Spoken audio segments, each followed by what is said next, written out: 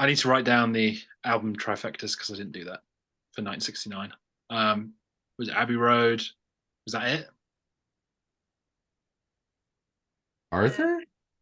no, Tom didn't have Arthur. No. What the fuck? Um, Vanessa, you didn't have King Crimson or Velvet Underground, did you? Not in my top 10 or top Vanessa, what the fuck? Okay. 10. What's King going Crimson was on? number 6. Okay, so it's just Abbey Road. Okay. Yeah. Okay. This didn't happen. I've been so prepared. This is cut.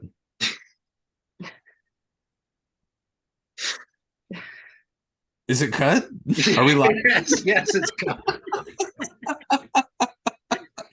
Hello and welcome back to the channel. Something very sorry, I really rushed through that one. So Whoa. I'm so excited. I'm so excited to get into our 60s half decade recap. Of course, we started in 1965, so we can't call it full decade recap. But we got a lot of fun stuff to get through, so let's just get right into it. Yeah, so we're going to rank our album of the years first. That's our first item on the to-do list. I think I'm going to go first, and then Chris, then Vanessa, just because that was our OG order, and we'll do that for our recap videos. So here's what I got. Number 5. Sorry, Chris. Rubber Soul by the Beatles has to be at number 5. Still really love it. It won 1965, right? But it's the worst of the best. Number 4. Reach Out by the Four Tops. What a bombshell that I dropped on everybody. What a moment it was. Now you're shafting him at number 4. Yeah. Yeah. Well, unfortunately for the Four Tops, there's a lot of Beatles. You didn't realize through this series, I picked 4 Beatles albums and a Motown album that no one has ever listened to, apparently. My number 3, of course, is Abbey Road by the Beatles. We're just going to go with my Beatles album order now because my number 2 is Revolver by the Beatles, my 1966 winner. Of course, my winner is The White Album by the Beatles, which is my 3rd favorite album of all time. That's what I got. Chris. Okay. Well, kind of hard. Number 5. Yeah, number 5 had to be Odyssey and Oracle. I do love this record, so it does feel kind of bad putting it number 5, but I do love it less notably than the others. Number 4, yeah, sorry. Sorry for number 4 also. I have to go with Abbey Road, which feels low. Number 3 will be Pet Sounds. That's a good bronze. I feel like that's a good bronze for the 60s, right? Sorry, Aiden. Number 2, I'm going with Rubber Soul,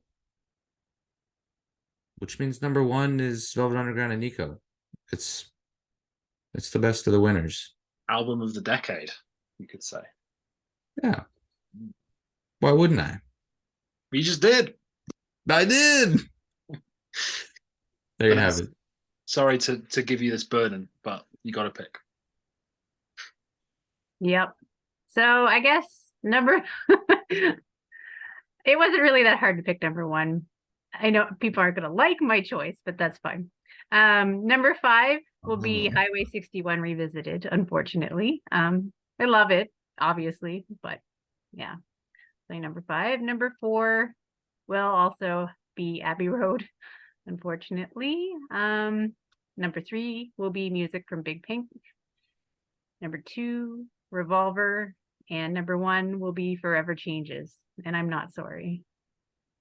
I don't care. Hell yeah. Hell yeah.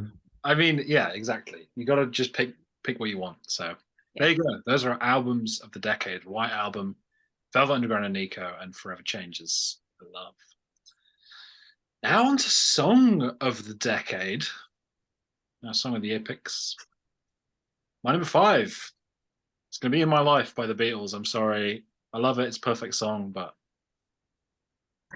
number 4, I'm also sorry to Mr. Neil Young because everybody knows This Is Nowhere, despite being probably my favorite Neil Young song. It's coming up against like top 20 songs ever. So Has to fall at number 4. Number 3 is my winner for 1967, Penny Lane. Number 2, 2 top 5 songs of all time, which unfortunately means that Dear Prudence by the Beatles is my number 2. And my song of the decade is God Only Knows by the Beach Boys. I declared it my second favorite song of all time when we did the video, and I stand by that. Okay. Pure perfection. And it was a trifecta winner, so that was cool. Yeah. It's a good song. Okay. Number 5. I know I just talked about it, but Here Comes the Sun. The sun must also go down to number 5, I guess. Yeah, sorry. Sorry, George. Number 4. Geez, I'm also sorry. To Jimmy for All Along the Watchtower, all the way down at number 4. It hurts. It hurts that you make me do this. I blame it on you squarely, Tom, for number 3. Oh no, it's Sunday Morning by Velvet Underground. My beloved only gets bronze. And number 2, well, it's not my second favorite song of all time. It'll be my second favorite song of the 60s, which is pretty good. It'll be God Only Knows. I think that's fair, right? I hope. And of course, my number 1 song of the 60s is In My Life. It is a perfect song, and I couldn't put anything else above it. So there you have it. Reminder, I'm putting myself through this as well, right? Like, No, I don't take, no, I have no empathy. I mean, I'm, yeah. here's my decision. Yeah. All right. I'm kind of deciding this on the fly because I didn't actually rank these. I just picked my favorite. So number 5, I guess, will be Everyday People, unfortunately. Still love it. Number 4 will be Tears of Rage. Yeah, painful. Number 3 will be I've Been Loving You Too Long by Otis Redding. Sorry, Otis, but still love it. Alone Again Or will be number 2. Ooh. But they did get the best album, so they'll be okay. They'll get over. They'll be all right. And number 1, God Only Knows. Okay. God Only Knows. There we go. Matching Oh, up. I ruined the trifecta. Okay, sorry. Okay, I'm gonna just pause. And then I decided I would just give you some facts to finish off our 60s adventures. There were 10 trifecta albums throughout the series, 3 of which came in 1965: Rubber Soul, Highway 61 Revisited, and Otis Blue, all classics. Oh, The yeah. other 2 in 1966 with Revolver and Pet Sounds. I've just realized this is 8, not 10. There were none in 1967. And then in 1968, there were 2 with Odyssey and Oracle, and the Kinks are the Village Green Preservation Society. And then Just Abbey Road in 1969. So 8 trifectas, not 10. Round up to 10 on a good day. Yeah. Only 4 song trifectas, though, and they all came in the first 3 years. In My Life and I've Been Loving You Too Long in 1965. God Only Knows in 1966, which was a trifecta winner. And White Rabbit in 1967. Nothing 68 or 69, which is interesting.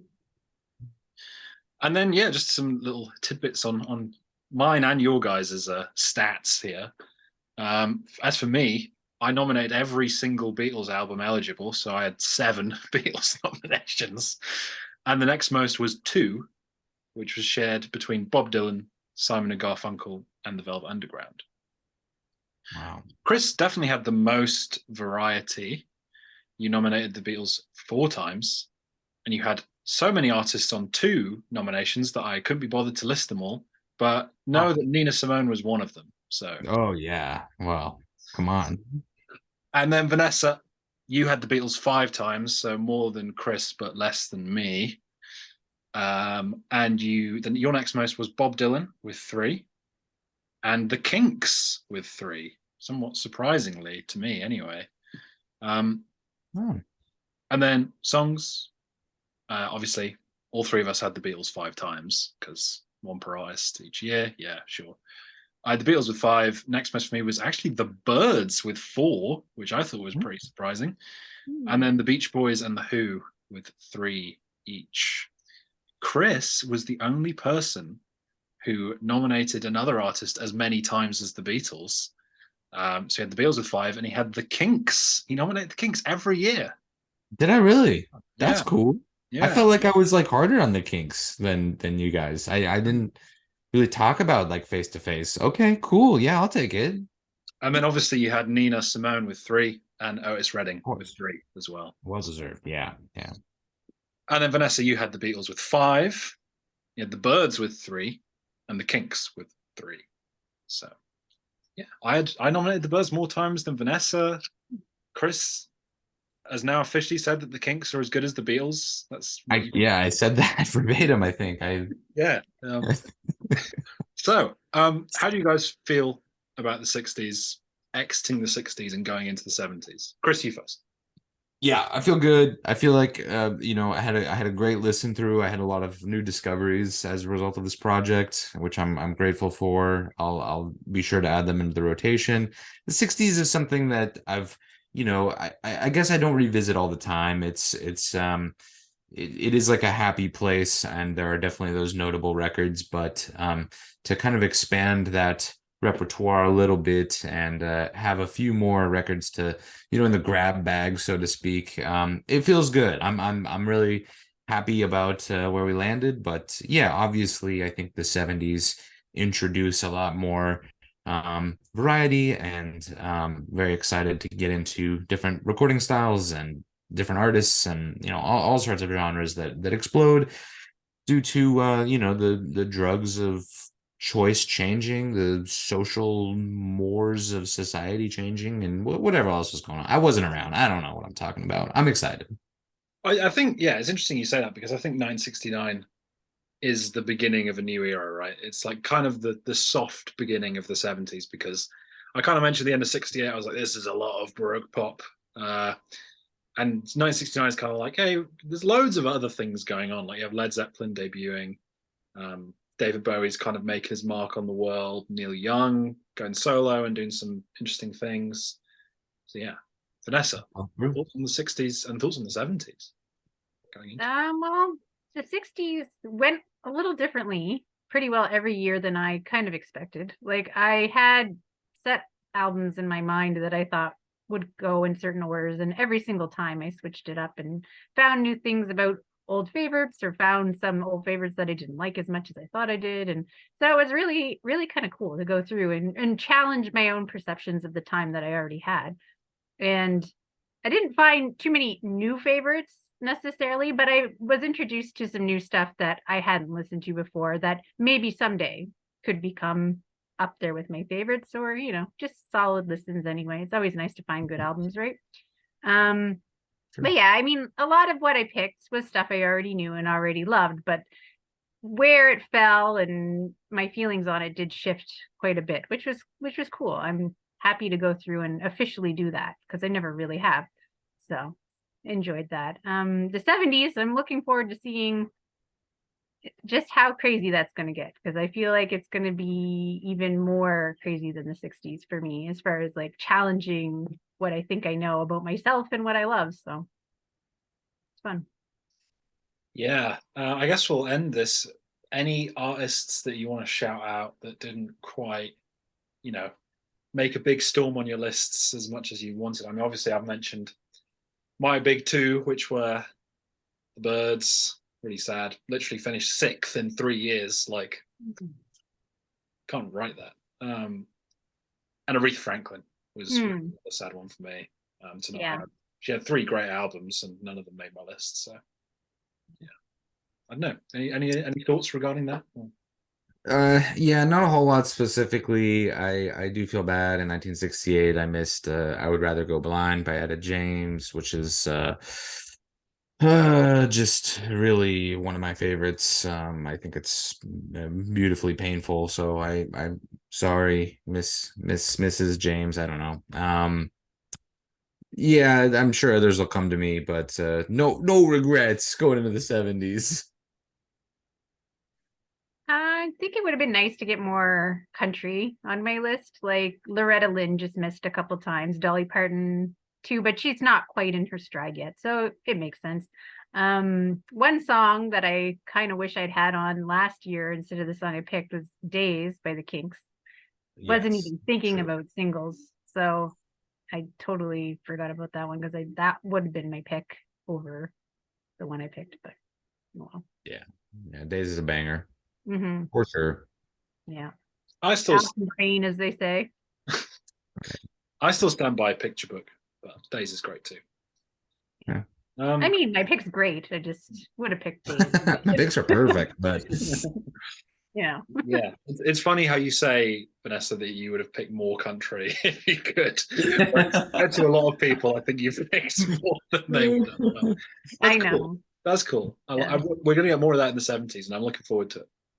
yeah, I feel like it doesn't get enough appreciation, but there's lots of great stuff coming out in this era and into the 70s, and then it kind of falls down after that. But there's still great stuff. You get old country though in the 90s. Yeah, well, yeah, I guess the early 80s is where it really falls apart for a while, but for me anyway. But Yeah, I'm really excited to get into the 70s. So I also think, we have artists in common that we love, which maybe I won't, for people who aren't familiar, who don't talk to us online, I probably won't reveal what those artists are, but we know what they are. So I think there's some albums where we're like, yeah, they'd probably be trifecta albums, right? But I think there is going to be more of a divide. Like, I don't think our top artist for picks in albums and songs is going to be the same, like with the Beatles in the 60s, right? no, yeah, yeah. I can't think of too many artists that like universally storm every year like the Beatles do in the 60s. I mean, Yeah. Bowie might be close, but then again, you don't know. Like, I don't know. A lot of variance of opinions there. Who And, knows? and yeah, you never know how things are going to land because with re-listening to these albums as well, like Yeah. perceptions change. Yeah, we always do fresh listens. I guess that's an important thing to say if anybody doesn't know. I'm not just basing this on memory. It's how I'm feeling now, right? Yeah, that's why when I say I thought this would be number two, I mean that I listened to it. I don't mean that I decided one morning. But actually, I'm going to put this down. But yeah, thank you so much for watching. Thank you so much for all the support. It's been so fun to see so many people engaging with the series. Most videos have crossed 200 views, a couple have crossed 300. Very grateful to everybody who's watching. Share this video with a friend. Maybe share 68. That was a pretty good one. And yeah, hopefully more people will be coming along as we get into the 70s. Some big years coming up. Some big years. How are we going to do justice to 1971? There's a whole book written about it. Oh, they're gonna roast the shit out of us, but that's all right. I don't know. We'll do our best. Exactly. We are merely picking our personal picks, and the hope is that we get your favorite in one of our lists every year, but it doesn't always happen. But if not, tell us. Exactly. Yeah. Tell us why I'm wrong. Yeah, prove it. Your homework for the comment section is your biggest regrets about our lists. Yes. No, I mean, I'm sure everybody was fine with me picking Reach Out and 67, right? That was a universally loved decision. You changed everybody's mind with that one. You revolutionized 1967. Yeah, everyone. Yeah, it's the year of Motown, obviously.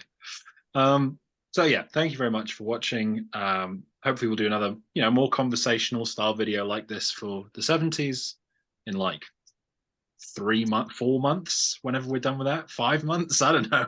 It's going to be a while. This is a very slow paced series, but we like it that way. We're slowly plodding along, gives us more time to listen to stuff. And yeah, thank you very much for joining us, and hopefully we'll catch you soon.